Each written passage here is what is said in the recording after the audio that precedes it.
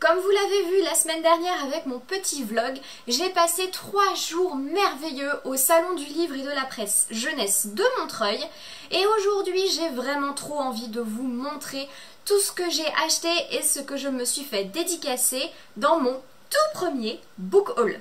Le premier livre que j'ai acheté et que j'ai eu le plaisir de me faire dédicacer, c'est Rouille de Florian Soulas, un livre qui se passe dans un univers plutôt steampunk, donc un univers que j'apprécie mais que je ne connais pas très bien.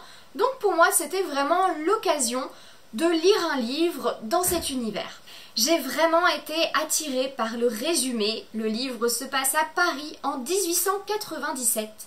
De nouveaux matériaux découverts sur la Lune ont permis des avancées scientifiques extraordinaires. Mais tout le monde n'en profite pas.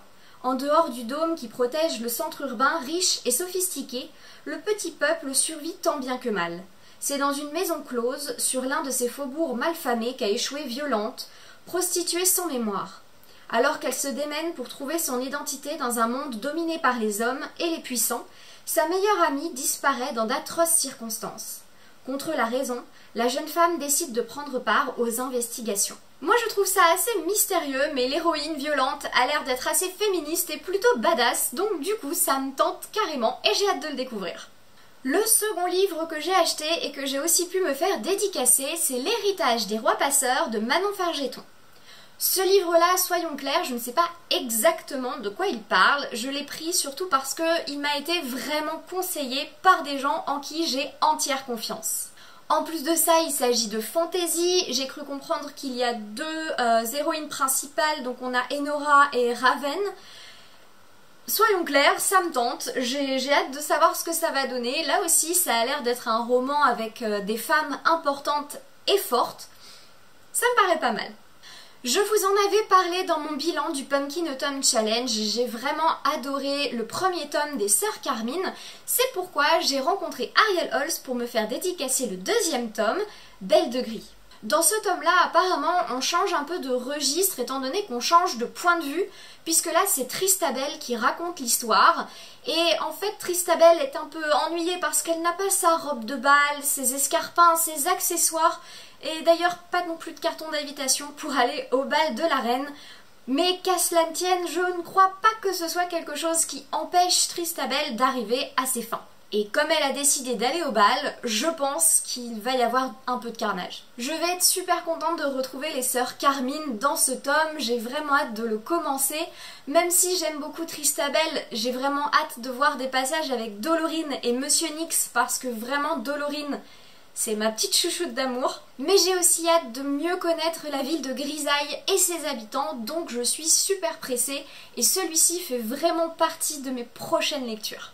Sur ce salon, j'ai aussi eu l'occasion de faire un tout petit peu ma fangirl puisque j'ai acheté Mémoire d'une jeune guenon dérangée de Maureen Wingrove alias Digly, son nom d'illustratrice, et que j'ai eu le grand plaisir de la rencontrer et de le faire dédicacer.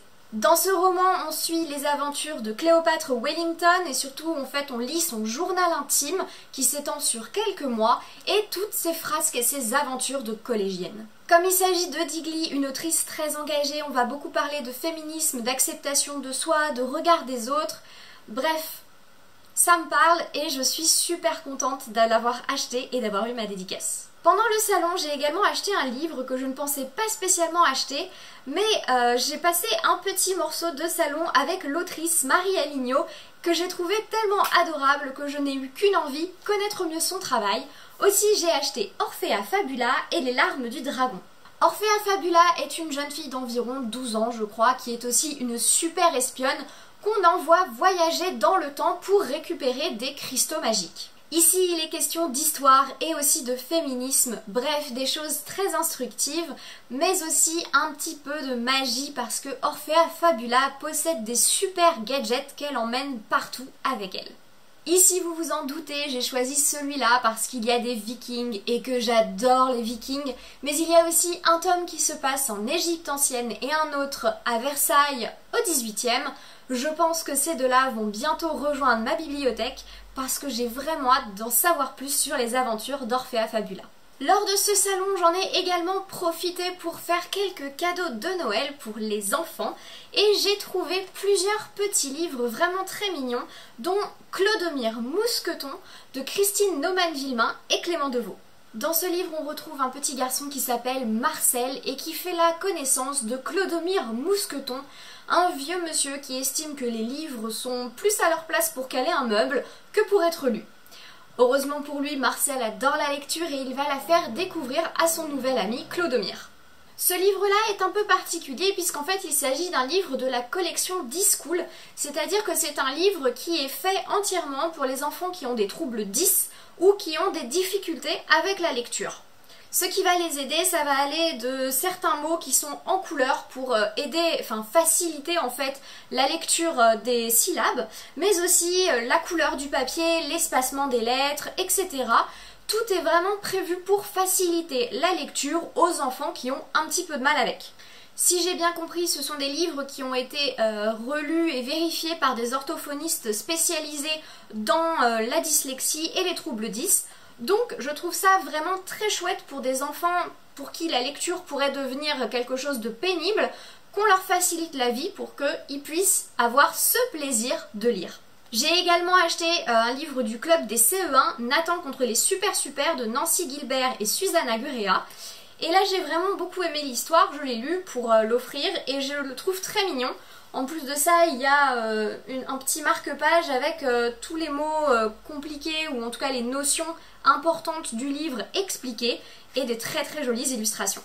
Dans les cadeaux pour Noël, j'ai aussi acheté une véritable petite merveille. Il s'agit de Toc Toc Toc, les jolies maisons de contes de Géraldine Conneau. C'est un livre que là aussi j'ai eu la chance de me faire dédicacer.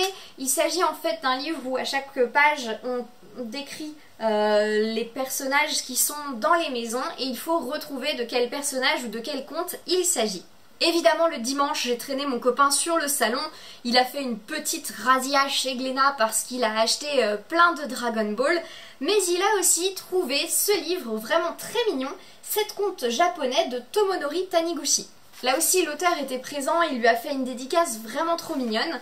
Et donc, il s'agit de contes japonais qui sont écrits à la fois en japonais et à la fois en français et qui sont vraiment superbement illustrés. Pour ma part, le dernier livre que je me suis acheté, je ne l'ai pas fait dédicacer. Il s'agit d'une bande dessinée parce qu'en fait j'en lis très peu et que j'ai envie de mieux connaître ce genre. Il s'agit de Brindille, qui est vraiment très très beau, de Frédéric Brémaux et Federico Bertolucci. Ici on va suivre les aventures d'une jeune fille qui se réveille en plein milieu de la forêt, dans un village du petit peuple, qui n'a aucun souvenir, qui ne se souvient pas qui elle est, et elle va devoir partir en quête de son identité et de ce qu'elle est capable de faire. Celui-là, je me le garde vraiment pour un petit moment de cocooning et pour profiter au maximum des dessins que je trouve sublimes, des couleurs, du graphisme, mais aussi de l'histoire. Bref, celui-là, c'est vraiment un petit bijou que je me garde pour un moment privilégié. Voilà, ce book haul est déjà terminé, je n'ai pas fait tant de folie que ça, mais je suis quand même hyper contente de tout ce que j'ai acheté, c'est vraiment des très beaux livres, et pour certains que j'ai déjà lus, j'ai déjà super hâte de vous en parler. En attendant, n'hésitez surtout pas à me dire en commentaire si vous aussi vous êtes allé au salon de Montreuil et si vous y avez fait des belles découvertes, et je vous dis à très bientôt.